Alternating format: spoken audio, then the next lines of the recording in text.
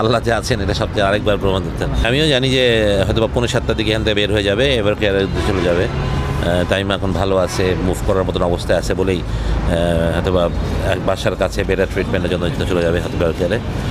আলহামদুলিল্লাহ অনেক ভালো রিকভার করছে তামিম, যেটা খুবই আনএক্সপেক্টেড ছিল কালকে যখন এরকম একটা সিচুয়েশন হয়েছিল। বাট মহান আল্লাহ তাআলার কাছে অসীম রহমত যে উনি এভাবে ওনাকে ফিরে নিয়ে আসছে তামিমকে। এবং এখানকার হাসপাতালের কথা বলতে হবে, ডাক্তারদের কথা বলতে হবে, ওনাদের অক্লান্ত পরিশ্রম ছিল, চেষ্টা ছিল। তো আলহামদুলিল্লাহ এখন তামিম সেফ, এর সবচেয়ে বড় কথা হচ্ছে নেই। তামিম রানিং ক্রিকেটার থেকে অবসর নিয়েছেন, মানে এই অবস্থায় এমন অসুস্থ হয়ে যাওয়াটা, তার জানেন তো 20 মিনিট তার পালস ছিল না, সেখান থেকে ব্যাক করে আসে, এটা মানে সেটা কি হবে? এটা অলৌকিক, এটা এমন একটা মিরাকেল। আমি দেখি মিরাকেলটা মানে আল্লাহ যে আছেন এটা সবচেয়ে আরেকবার প্রমাণ দিতেন।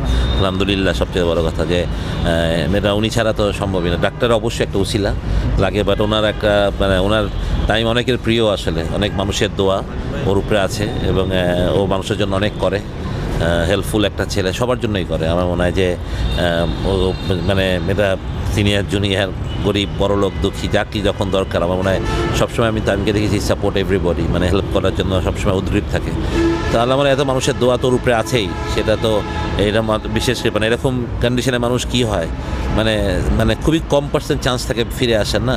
তো এরকম মানুষ অথবা তামিম যে সত্যি কথায় মনের দিক থেকে এত ভালো বা এরকম, তো এটাই আল্লাহর বিশেষ রহমতেও ফিরে আসছে সবচেয়ে বড় কথা। এটা আলহামদুলিল্লাহ ব্যাপার, বড় ব্যাপার একটা আমাদের সবার জন্য, যে মানে এটা খুবই মানে আমাদের সবার জন্য খুব কষ্টের হতো আসলে, খুব কষ্টের ছিল কালকের দিনটা আসলে।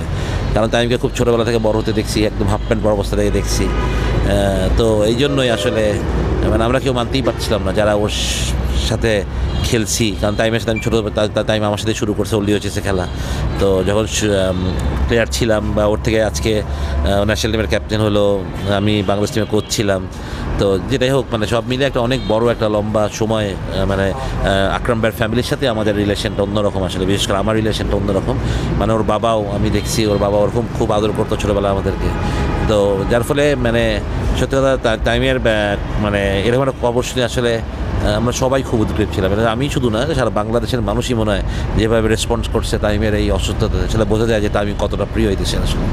এখানে চিকিৎসা ব্যবস্থাকে অন্য কোনো নজির কিনা দেশের স্বাস্থ্য ব্যবস্থার ক্ষেত্রে? না, আমরা তো আসলে মানে মানে আমরা তো কনফিডেন্ট থাকি না, আমাদের যেটা হয় যে বাট মানে আমি বললাম যে ইটস মিরাকেল না, মানে ডাক্তারদের অশেষ প্রশেষ যারা বিকেএসপি থেকেই যেই ডাক্তাররা ছিলেন তাদের সবার মানে প্রত্যেকটা মানুষেরই অবদান ছিল টাইমকে হিপনোতে নিয়ে আসা, এখানে বোঝায় রাখা, বা তারপরে যেটা এখন ম্যাসিভ হলো যখন, তখন তাদের এই কুইক রিয়াকশন, কুইক ট্রিটমেন্ট আমার মনে হয় যে তামিমকে সার্ভাইভ করাতে সুবিধা করছে। তো এই ডিসিশনগুলো ইম্পর্টেন্ট ছিল। সুতরাং এরকম জায়গায় ডাক্তারদের তো অবশ্যই বলতে হবে দ্যাভ বিন ডান ম্যাসিভলি। মানে আমরা এখন আত্মবিশ্বাস হতেই পারি আমাদের হাসপাতালগুলোর উপরে, আমাদের ডাক্তার আসলেও অনেক ভালো, যে আমাদের বিশ্বাসটা থাকাটা খুব জরুরি আসলে। চিকিৎসকরা আজকে কিন্তু একদম কনফিডেন্টলি বললেন যে 3 মাস পরে হয়তো বা তামিমকে আবারও 22 গজে দেখা যাবে। সে ব্যাপারে আপনি কতটা আশাবাদী? ইনশাল্লাহ তো মানে আশা করি যে অবশ্যই ফিরে আসবে তামিম খেলার মাঠে, অবশ্যই যদিও খেলতে চায় আবার ফিরে আসবে, কারণ প্রিমিয়ার লিগ তো এর মধ্যে শেষ হয়ে যাবে, খেলতে পারবে না। নেক্সট ইয়ার প্রিমিয়ার লিগ খেলে কিনা, যেহেতু এখনও বিপিএল আর প্রিমিয়ার লিগ খেলবে। তো আশা করি যে ফিরে আসবে আবার মাঠে ইনশাল্লাহ। আমাদের সবার দোয়া থাকবে যত তাড়াতাড়ি ফিরে সুস্থ, আগে সুস্থতা আমরা কামনা পূর্ণ সুস্থতা আসুক, তারপর তো খেলা যখন ওই বিচার মানে জাজমেন্ট করবে যে খেলা উচিত হবে না উচিত হবে না। তো ডাক্তাররা যেহেতু কনফিডেন্ট, আমরাও চাই তামিম ফিরে আসুক এবং মাঠ থেকে আবার সুন্দর করে বিদায় দিক। সুজন ভাই, গতকালকে আপনি এসেছেন, আজকেও গেলেন ভিতর, যে আসলে তামিমের সঙ্গে কোনো কথা বলার সুযোগ হয়েছে? না, আমি মানে ফ্যামিলির সাথে তো আমি যেটা বললাম, তামিমের ফ্যামিলির সাথে ভেরি গুড র্যাপো ফর্ম অনেক ছোটোবেলা থেকে, কারণ আমি অনেক ছোটোবেলা থেকে ওই বাসায় যাই আসলে, কাজী দৌড়ি চিটাগাঙ্গের কাজী দৌড়ির বাসায় আমার অনেক ছোটোবেলা থেকে যাওয়া। তো আকরাম ভাইয়ের সাথে তো আমার খুব ছোটোবেলা থেকে বেড়ে ওঠা আসলে, সত্যি কথা বলতে গেলে।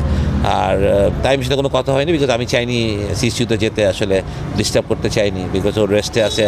ওর জন্য এখন আমাদের সাথে কথা বলার থেকে ওর রেস্টটা খুব দরকার।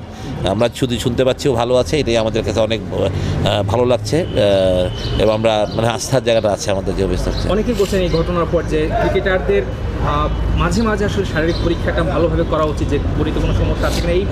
এটা আসলে ক্রিকেটার না, এটা সবারই করা উচিত। এটা আসলে আপনি টাইমের কথা বলে ক্রিকেটার বলছেন, বাংলাদেশের কত মানুষের এরকমই তো প্রবলেম হচ্ছে না, বিকজ আমাদের যেহেতু আমাদের খাদ্য অভ্যাসটা ভালো না, আমাদের সারা বাংলাদেশেই তো আমরা সবাই এরকম তেল চর্বি আলা মাংস যেটা খাওয়াটা বেশি খাই, সুতরাং আমাদের এটা প্রবলেম থাকবেই।